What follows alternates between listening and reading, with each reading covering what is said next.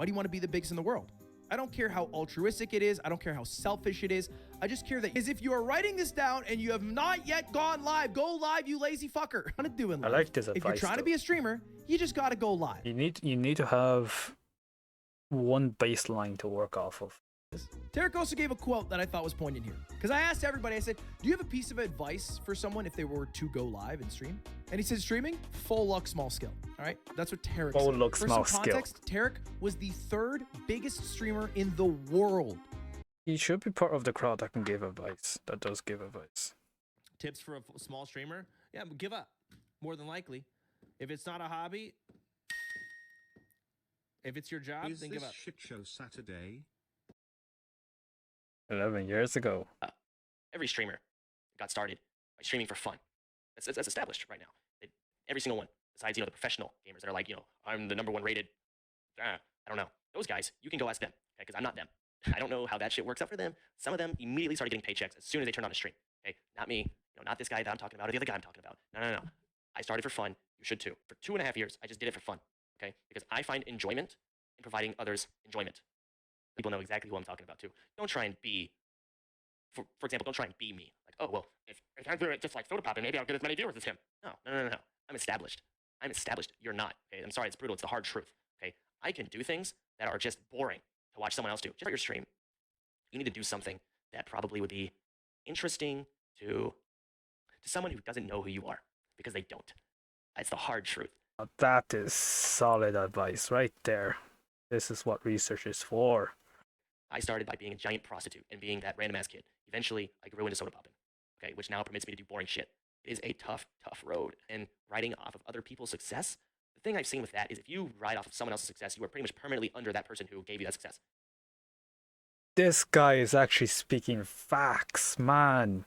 I actually like this guy. What is your biggest piece of advice to like aspiring streamers or new streamers? Like, what would be the #1 thing you would tell them if they want to grow? If they want to grow, you need to put as many clips on TikTok as you can. TikTok or some clips or something, man. That's all it is. You know what I mean? You just got to put some clips out there and hope they catch on. And then when them clips catch on, you got to have the same energy in your streams as you did in the clips. Literally. You can't have some crazy funny clip and then it blows up. Then people come to your stream from that clip. You're sitting there. Hey, what's up, man? Hey, appreciate the follow. And doing nothing else. Fair. Dad, your sister, your cousin's cousin, your uncle. And then have it up on your phone. Because going from 1 viewer to 7 is a huge boost. So I would threaten people in chat that if they didn't follow my Twitch, I would raid their base. You know what, dude? You just gotta fucking stream snipe the top streamers, dog. Just fucking stream snipe them and get attention. I've never talked to Tyler One in my entire life, but I've seen many clips and I think he's hilarious. But the clip where he's talking shit about Ludwig is so good. Like the first 10 seconds of it are like musical. Ludwig's bomb-headed bitch ass, bitch, fuck you, Ludwig ass.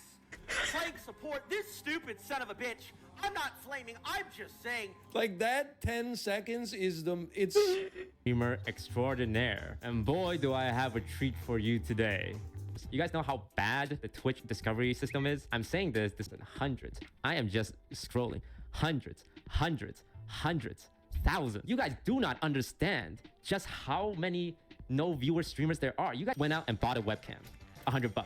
They bought a microphone, $100 on the low end, goes up to $400 for these. These are the industry standard, the SM7B, and then a mixer, which is like $200 to $300. A PC that can run a game and stream it, what, 2K, 3K, internet, software, Elgato lights. And if you're spending all your time and money doing a strategy that won't get you noticed, it's a waste of talent. Hey, Sabrosa, perfect. So there's generally two ways I see. What a great time to point out one way. Number one is being an insanely good player. I think everyone should go through. And the way I did it is building up a presence on another platform. YouTube is my favorite. I like Reddit. By the time TikTok came out, I was already famous, so I couldn't like use TikTok. An existing fan base for it. How I got started was I made statistical analysis on Hearthstone cards. Yes, here and there. I knew that, and I found a little Easter egg in Hearthstone, and I just presented it. It's like, hey, here's a funny thing. I also did something similar to Lud, where I made a quiz, a Hearthstone quiz. Lucky enough, someone, not me, I swear to God it was not me, showed it to Crip, who was the biggest Hearthstone streamer at the time. And he just did the quiz, and I took his reaction and posted it on my YouTube video, right? That's how I got started, and when I first started streaming, I had 100 viewers. Not a lot, but enough. 100 viewers. Damn. I had a small platform. And that's what a lot of new streamers should aim to do. The YouTube algorithm is good. The TikTok algorithm is good. The Twitch algorithm is terrible. People always say this thing too. As long as you're consistent, you'll get viewers. And I always say, if you're consistently bad, you can be the most consistent. It's actually solid advice. So that's my advice.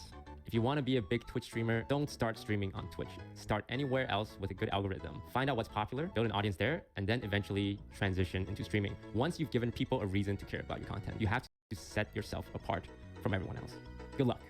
Okay, let's try Pokimane. Hey guys, welcome back to my channel. Today, I want to address one of my most frequently asked questions, which is, how do you get viewers, followers, and grow on Twitch? Tip number 1, interactivity is key. And I know, you would think that seems like a no-brainer on a live streaming platform, but I couldn't tell you the amount of smaller streamers whose channels I've gone to or visited, and I sit there and I want to watch, and they go many minutes without saying anything, without talking to anyone in their chat, without talking about what they're doing. And you have to keep in mind that the key aspect to live streaming is that it's live. And just like this is so boring. how successful What's you your are. next point? Door metaphor. Okay, that's interesting. Okay, hear me out.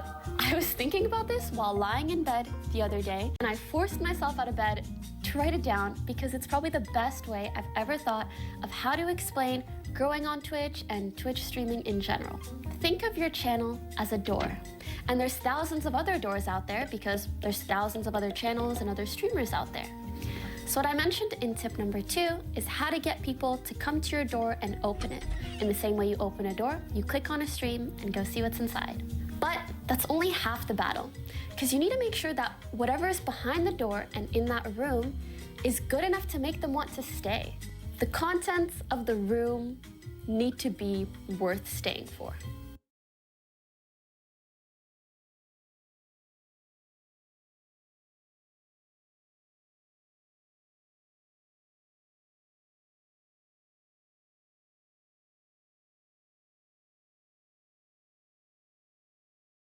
She's popular because she's pretty. Really? I think that's it. You get it? Like, contents of a room. Like, stream. Like, how to be successful on Twitch. Step number 1, be a girl. Step number 2, profit.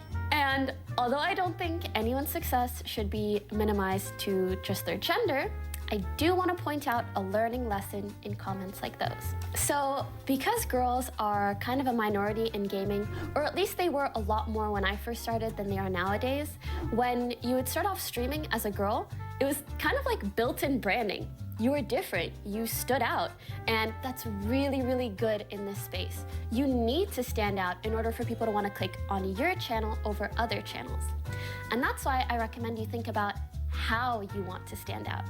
Do you want to be known for being really, really into K-pop? Once you figure that out, you can then start thinking about how you want to reach your target audience, which are people that enjoy the same things that you do.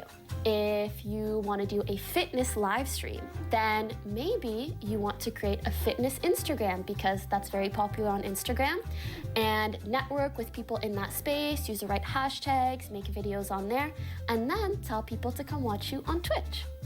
Another example, when I first started, I was really into League of Legends.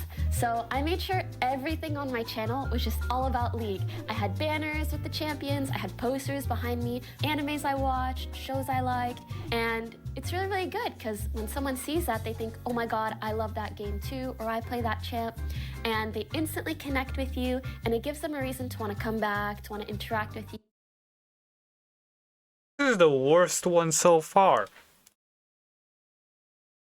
You to want to be a part of your community as well. This brings me to today's sponsor, Honey. And a sponsor with Honey.